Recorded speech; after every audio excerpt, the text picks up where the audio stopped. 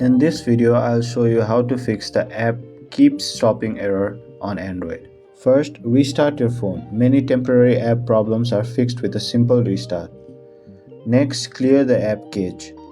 Open the phone settings, then go to apps and select the app that is crashing, then tap storage and then choose clear cache option. This removes temporary files that may be causing the problem.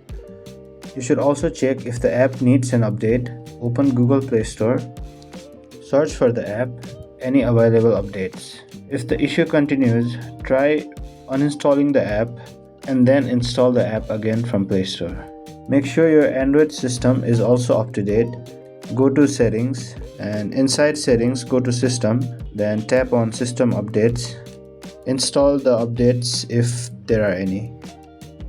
That's how you fix the app keeps stopping error on Android. Subscribe for more simple and helpful fixes.